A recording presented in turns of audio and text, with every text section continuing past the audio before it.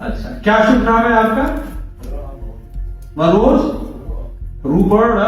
अच्छा, बिना मुद्दे के मैं कोई बात करता ही नहीं हूं, मगर वाइस चांसलर से कैसे बात किया जाए शायद इसका विवेक आपको नहीं है, तो सीख लीजिएगा। कभी आपको बुलाया किसने था? दोबारा इनको कहा बुलाइएगा मत इनको, है ना? एक बार आपको पब्लिकली कह रहा हूं, इनको तमीज चाहिए किससे कैसे बात की जानी चाहिए, है? और इनको अभी कहिए कि निकल जाए यहां से। आपका यहां पे स्वागत नहीं, आप जा सकते हैं, निकलिए यहां से। हाँ निकलिए, आप यहां से जा सकते हैं।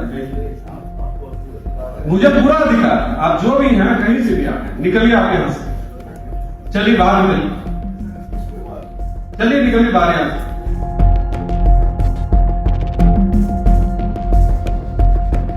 साथियों नमस्कार।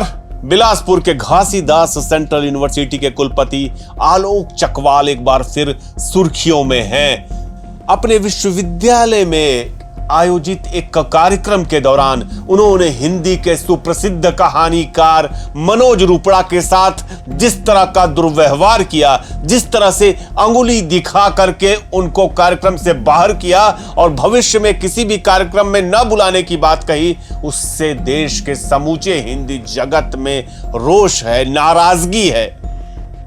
आपको आज हम आलोक चकवाल को लेकर के कुछ चौंका देने वाली जानकारी देने जा रहे हैं। आपको बता दें कि पीएम मोदी के नाम पर पिछले साल अक्टूबर माह में सीबीआई ने एक centre for Narendra Modi studies की इंक्वायरी शुरू की थी।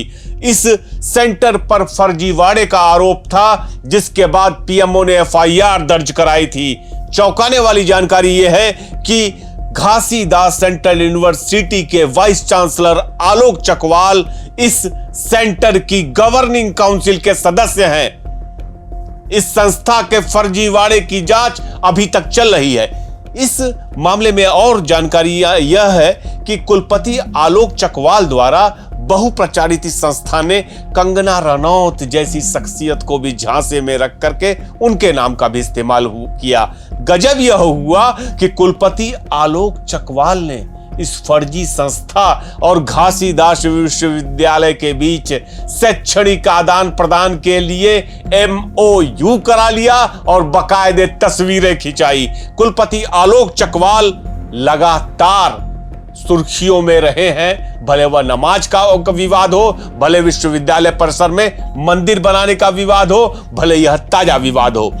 जहां तक Narendra Modi centre for studies का सवाल है, इस फर्जीवाड़े के बारे में बताया जाता है कि यूपी के अलीगढ़ में पिछले काफी समय से प्रधानमंत्री नरेंद्र मोदी के नाम पर स्टडी और रिसर्च सेंटर चल रहा था, जिसे जसीम अहमद नाम का एक शख्स चला रहा था। जसीम के खिलाफ पीएमओ से दी गई शिकायत के बाद सीबीआई ने जांच शुरू की। बीते 24 अक्टूबर को जसीम के खिलाफ एफआईआर दर्ज की गई, लेकिन अभी भी सीबीआई की इंक्वायरी चल रही है। आरोप यह है कि यह संस्था बिना किसी इजाजत के यह अध्ययन केंद्र और नमो केंद्र चला रहा था। जसीम ने इस सेंटर को सही दिखाने के लिए फिल्म अभिनेत्री कंगना रनौत, मध्य प्रदेश के पूर्व मुख्यमंत्री शिवराज सिंह चौहान और इन कुलपति महोदय आलोक चक्रवाल का भी इस्तेमाल किया। अब यह नहीं कहा जा सकता कि आलोक चक्रवाल को इस बात की जानकारी थी कि नहीं थी कि यह संस्था फर्जी है। जसीम ने इस फर्जी सेंटर की साइट पर भाजपा सांसद कंगना रनौत को यह दावा करते हुए दिखाया कि उन्होंने उसके लिए पीएम मोदी के भाषणों का एक कलेक्शन तैयार किया है। गजब बात यह है कि घासीदास विश्वविद्यालय और centre for Narendra Modi studies के MOU पर आधिकारिक तौर से विश्वविद्यालय के रजिस्ट्रार और नमो केंद्र के प्रबंध ट्रस्टी जो गिरफ्तार कर लिए गए प्रोफेसर जसीम मोहम्मद ने 7 नवंबर 2024 को सिग्नेचर किया। बात यही नहीं रुकती कुलपति महोदय आलोक चक्रवाल की। आलोक चक्रवाल का नाम कई फर्जी अंतरराष्ट्रीय पुरस्कारों और अवार्ड्स को लेकर के भी चर्चा में रहा है। कुलपति आलोक चकवाल ने Asian council for education and research से नेल्सन मंडेला एक्सीलेंस अवार्ड 2025 हासिल किया। गजब यह है कि खुद को यूनाइटेड किंगडम से रजिस्टर्ड बताने वाली यह संस्था हरियाणा के हिसार में है और एजुकेशनल काउंसलिंग का दावा करती है। हमने इस संस्था से संपर्क करने की कोशिश की, लेकिन इनका मोबाइल नंबर जो दिया हुआ था वो बंद था।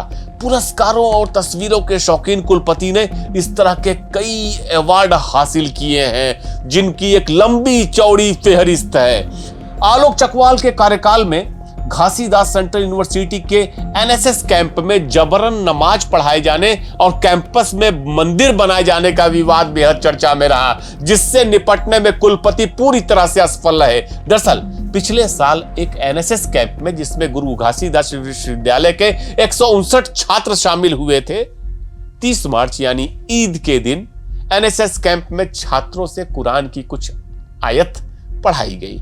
इसमें कोई बुराई भी नहीं है। छात्रों ने इस मामले की लिखित शिकायत थाने में कर दी, जो एबीवीपी के छात्र थे, जिसके बाद पुलिस ने प्रोफेसर दिलीप झा को उठा लिया। और तो और कुलपति महोदय ने प्रोफेसर दिलीप झा के खिलाफ कार्रवाई करते हुए उन्हें एनएसएस के कोऑर्डिनेटर पद से हटा दिया। तमाम तरह की कार्रवाई की गई। प्रोफेसर दिलीप झा को बहुत परेशान किया गया। इस घटना के बाद विश्वविद्यालय के कैंपस में बिना अनुमति के मंदिर का निर्माण शुरू हो गया, जिसको लेकर जमकर बवाल खड़ा हुआ और यहां तक कि जिला प्रशासन को हस्तक्षेप भी करना पड़ा। यह शुरुआती आरोप है। कुलपति आलोक चकवाल से जब इन आरोपों को लेकर के मैंने जवाब लेने की कोशिश की, कम से कम 20 बार फोन किया, वहां के पीआरओ को फोन किया, किसी ने फोन उठाया ही नहीं। जैसे ही जवाब हमें मिलेगा, हम इस खबर को और अपडेट करेंगे और आपके सामने लेके आएंगे। आप सभी से अनुरोध है कि हमारे चैनल को देखें, सब्सक्राइब करें, कमेंट करें और बताएं कि गुरु घासीदास के प्रकरण में जिस तरह से एक हिंदी के कहानीकार का अपमान किया गया, सरकार को क्या करना चाहिए। केंद्र सरकार का विश्वविद्यालय है, प्रतिष्ठित विश्वविद्यालय है। फिर मिलते हैं। नमस्कार।